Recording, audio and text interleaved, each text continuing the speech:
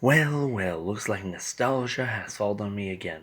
I recently threw a ton of old 360 games I used to have, and I came across the beauty that is the Naughty Bear games. And I wanted to do something special with it, because it's been a big deal lately due to certain projects, and I thought, hey, I really liked my last mini doc and how that turned out, so let's do it again. We're doing another big project, another mini doc. This time, we're going to do a mini doc on the story and history, and among other things, of Naughty Bear. And basically just share with you guys whatever I was able to dug up on this game. Anything I was able to dig up, which wasn't much, we're about to get into right now. So let's jump in to the story and history of Naughty Bear.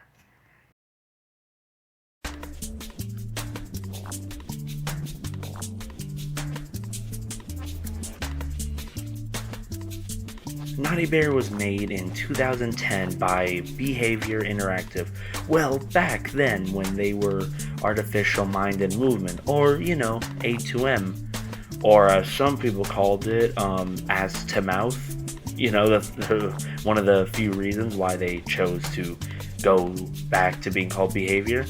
Anyways, for short, it was A2M.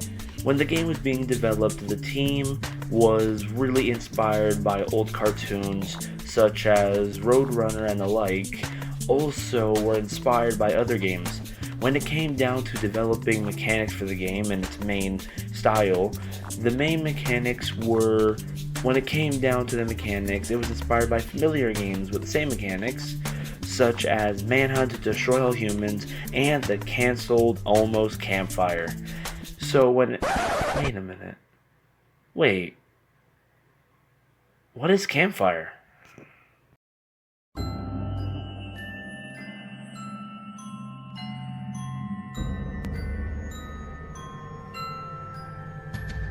So, yeah, unexpected, but, So, Campfire was a game being worked on in 2003 by Daydream Software, where you would play as a killer from a list of 4 killers to pick from to hunt down people at many different campsites, like in the Jason movies, which was the game's inspiration.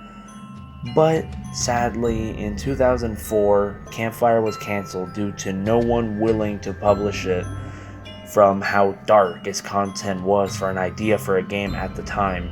It was unable to find funding or a publisher, but sadly its cancellation also caused the death of Daydream Software as well with it, causing them to liquidate and shut down as well along with the game in 2004. However, in 2007, the rights to Campfire were sold to THQ Nordic. Nordic planned to make an episodic mobile game series with ports on the side of this game on the PS3 and Xbox 360.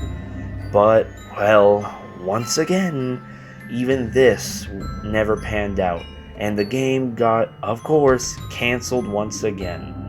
Jeez.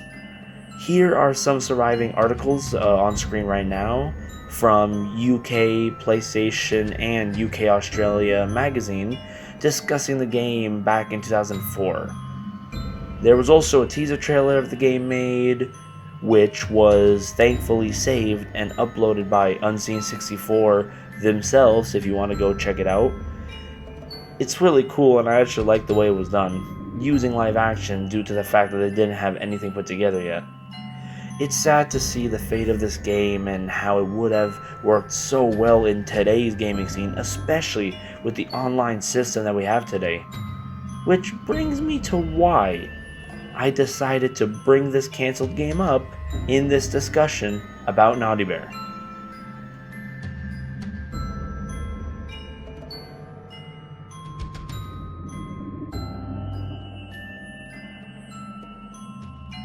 Remember how I said Naughty Bear had inspiration from Campfire when it was being made? Well, it made me think about their developer, Behavior, and Behavior's biggest hit that they've made that they work on as of recent, Dead by Daylight. And it made me wonder, was Dead by Daylight basically just Campfire? Did Behavior just grab the idea and the game of Campfire and just keep it in the back burner until years later when they had a market for it? I mean, it's kind of weird because the survivors even sit around a campfire when the game's loading in. That is literally one of the main things the menu focuses on. It has a collection of killers inspired by killers like Jason and the like that you could pick to play as. Yeah, in the other one you only play as killer, and this one you get to play as both, but the basic idea is still the same. A game inspired by horror movies where you get to play as the killer and track down and hunt down victims. I don't know, I always had that thought. Now, yes, like the chapter suggests, this is just a theory, but it's one that I think is worth looking into or at least pondering on. The theory that was Dead by Daylight just Behavior taking the idea of Campfire from Daydream and just doing it themselves with their own name and brand really makes you think. Anyways, enough with that. Let's keep back at it and go back to Naughty Bear's story. Let's go back to what this mini doc is about and continue the story of Naughty Bear. I just thought that would be a fun thing to think about as we continue.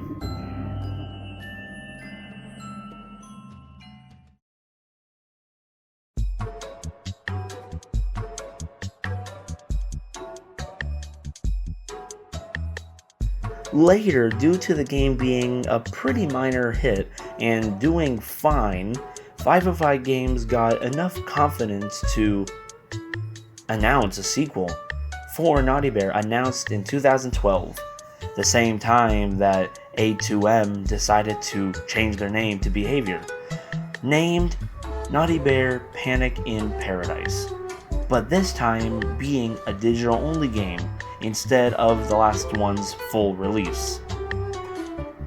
This time the game had a much larger scale, with more locations and weapons and a fully built customization screen that allowed you to upgrade, buy, and design Naughty Bear however you liked with the in-game currency you were able to earn and collect. They swung high with this sequel. I honestly think so. They gave their all with this one and worked hard to make it a way more fully fleshed out and finished idea unlike the first game. And it's really well built, but sadly it wasn't enough, and reception for this series stayed bad. The Naughty Bear series always had a mixed or just bare reception.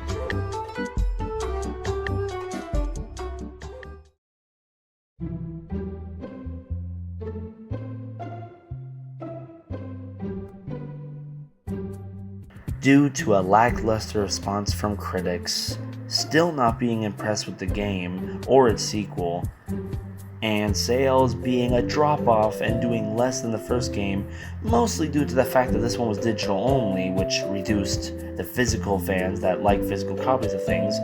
505 Games lost interest in the series, and Naughty Bear's train stopped right here, as it slowly drifted into cult fanhood, building a huge cult fan base down the line of people who truly enjoy the game and what it stands for.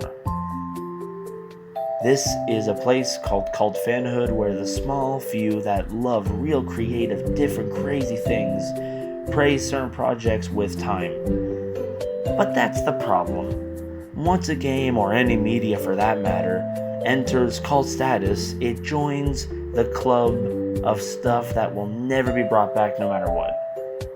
When you land in the cult status club, all you get is teased, ruined, or cameoed to hell. Which, speaking of that, well...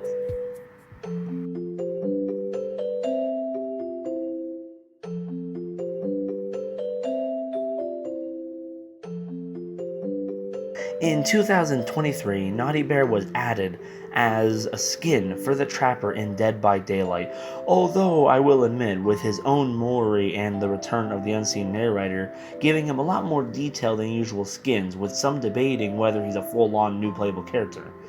This DLC got people talking about this forgotten gem once again, and that also included me, as it marked the return of Naughty Bear for a third game most people would have thought. It made people question, is he back? Will there be a third Naughty Bear game? Will we see the Naughty Bear return? And sadly, the answer was no. Behavior Interactive recently, as of this video, stated that they just wanted to celebrate Naughty Bear and bring him to life in a new form, and let him be the killer that they always thought he was meant to be, because it's one of their original IPs and they wanted to do something silly with him. So, yep, there you have it. No, they don't plan on bringing back Naughty Bear for a third game anytime soon right now, which, yes, I know it sucks, but hey, all we have as a return of Naughty Bear right now is Dead by Daylight, so at least we can enjoy that for right now.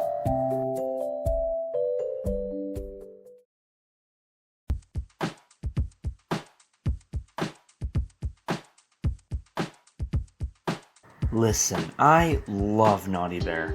I had both these games growing up and loved them both, thinking they were classics and always saw them that way. From back then to now, I always still had this feeling for them that they were classics. When he was brought back to Dead by Daylight, it shocked me. Genuinely, it felt so unreal to see, as if a part of my childhood just came back to say hello one last time.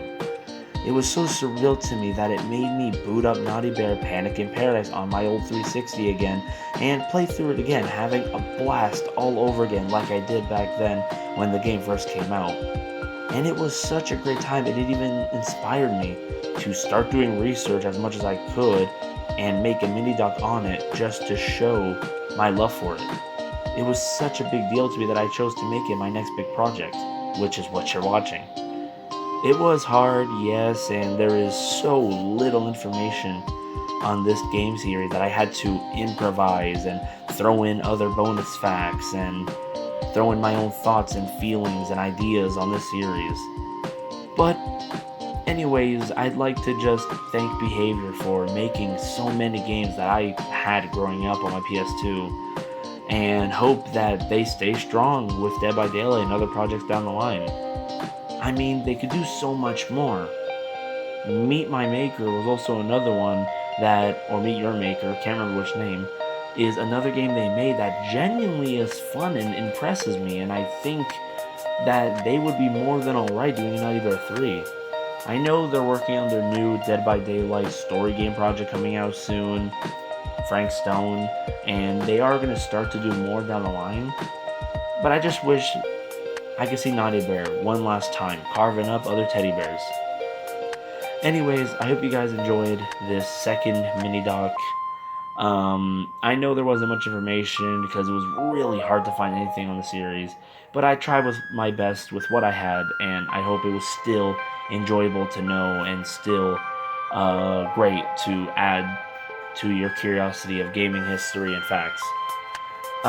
Thanks for watching, and I hope to see you for my next project, whatever it might be. In the meantime, I'll see you next time for more episodes of JetpackRetro and others down the line.